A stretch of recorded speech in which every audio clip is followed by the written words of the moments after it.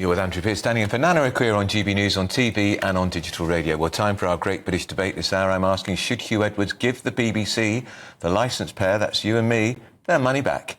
This week, the former broadcaster admitted to 3 charges of making indecent photographs of children. He was arrested in November. He went on to earn an estimated £200,000 for resigning on medical grounds in April. The Culture Secretary, Lisa Nandy, is urging Edwards to return his salary. So, should he? I'm joined by the Labour commentator Stella Chantakuddu and, of course, Michael Cole, who is a former BBC luminary in his day. Let's talk to Michael Cole first. Michael, you will have known Huw Edwards in the way I knew him vaguely. You would have known him. He was a distinguished broadcaster. Appalling to see the way his career has ended in disgrace, but the people I feel sorry for here are not him, but his own family and his victims. But when he was arrested in November, he absolutely knew, didn't he, that he was guilty as charged, and yet he carried on taking his salary until April. Should he have to give it back? Andrew, of course, that's the point, and you've made it very well. If Huw Edwards has any shred of decency, and I admit it's an open question, he should pay back every single penny of money he has not earned. And as you've intimated, it's not his money. It's not the BBC's money. It's not Tim Davie, the Director General's money. It's money paid by people forced on us. The poll tax disguised as a licence fee. We have to pay it, although fewer people are. And they're mainly older people who are law-abiding. They pay, the most despised demographic as far as the BBC is concerned, but older people pay it. And they are the people sickened, as we all have been, by his admission. He obviously knew he was guilty and he pleaded guilty, which was probably only the good thing he's done so far. But he's advertised himself as a chapel-going Christian, a father of 5 children. He's made quite a lot of that. Well, if he has any conscience at all, he should return money he has not earned. It would be the very, very least he could do to make up for these egregious crimes, which have brought disgrace upon the BBC and are resented mightily by the ordinary foot soldiers, of which I was one and proud to be, who do the real work at the BBC. They're not like Huw Edwards. As Michael Burke famously said, all you need to do to read the news is to be able to read out loud with some conviction. So if he doesn't do it, I think we'll think the worse of him, although that's quite a feat to do because we think he's pretty bad already. We can bring into the conversation David Keithley, who's a former BBC journalist, and the former Labour MP Khalid Mahmood. David, let's speak to you first. Another former BBC voice. Is Michael Cole right? That money has to be returned and pronto? I absolutely agree with almost every word that Michael said. I would add to that position that this is an area where the BBC has got repeat form, in the sense that whenever it carries out an inquiry, it's its own judge and jury. And I don't think it takes into account more its own reputation rather than the BBC's reputation. Rather than the victims, etc. And what the BBC should be urgently doing is putting on record what they decided and when, being transparent about it. And I also think it's a time where it should be thought that we have independent adjudication within the BBC to make sure that they are genuinely being open and honest. At the moment, as I say, they're entirely to themselves, they're judge and jury. Stella, what's your view? A lot of people will say, what's the point of Huw Edwards returning the money now? Because usually when in a situation like this, when people return the money, is because this will help them clear out their image. And there is absolutely no going back for Huw Edwards. His image is completely tarnished. The reason why I think it's the right thing for him to do right now is if he cares for the BBC, even a tiny bit, then to allow the public to trust again that this money is being put to good use, he should return all of the money. If there is one last thing, if this is the last thing that he does. Khalid Mahmood, we're getting a lot of people agreeing here. As a former MP, if Edwards is gives that money back, does that rule then not have to be applied to everybody in the public sector who's guilty of a serious crime and carries on being paid, perhaps while they're awaiting being charged? I'm thinking perhaps a doctor or a teacher. Does the same rule have to apply to everybody?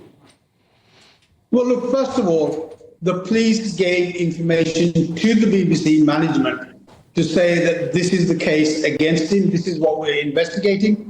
And I think one of the issues that has to be dealt with under these inquiries whilst they're held, if the person is found to be guilty at the end of that, then the BBC management should put a clause in the money they were giving him that he would have to return that money. And I think there's too much lackadaisical attitude at the BBC that it's not their money, but it's our taxpayers' money, it's our money that they spend without looking at the implications of what costs there are for all of us, and particularly, as has been highlighted, particularly, as elderly people who pay for the licence fee, their money that's going through this. So I think there has to be better management at the BBC. And certainly, if Huw has any conscience around this, then he should pay that back. But I think why we don't do it in law when we know there's a serious issue, when the BBC knows there's a serious issue to deal with, that they should have done this from the start, so it would have saved all this issue, and they would have recovered the money because they put it in the clause, if he's guilty, hand the money back. Michael Cole, what I found staggering in all of this, not just that he's got this money, but the BBC in their wisdom decided it was appropriate to give this man, after he'd been arrested on very, very serious charges, a £40,000 pay rise. It's incredible, isn't it? And of course, even now, the BBC is refusing to even countenance releasing the substance of the inquiry, which it says it has carried out.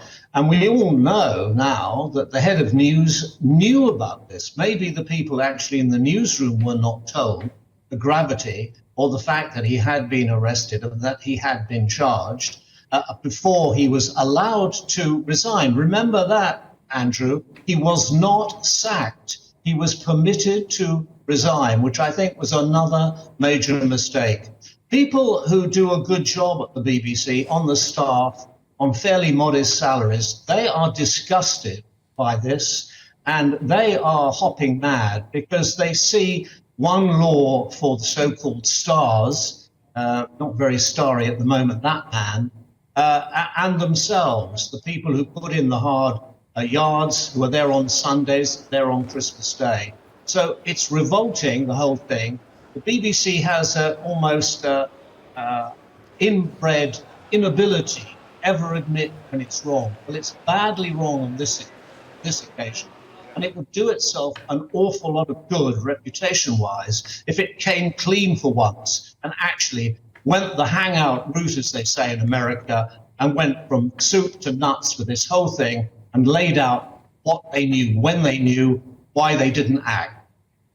OK, David Keithley, what of that £40,000 pay rise? Did they take leave of their senses when they gave him that pay rise? I think they did, yes. I mean, Tim Davie, I think, claimed that it was an automatic pay rise, but management has got discretion in these areas. And the suspicion is that the BBC, again, always acts to protect its own rather than making sure its standards in terms of integrity are high enough.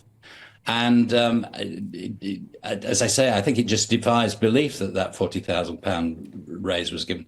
The other area that I've been digging into a little bit, and I'm not a lawyer, but is the issue of his pension, which hasn't been mentioned yet. But he's in line for a BBC pension of £300,000 a year.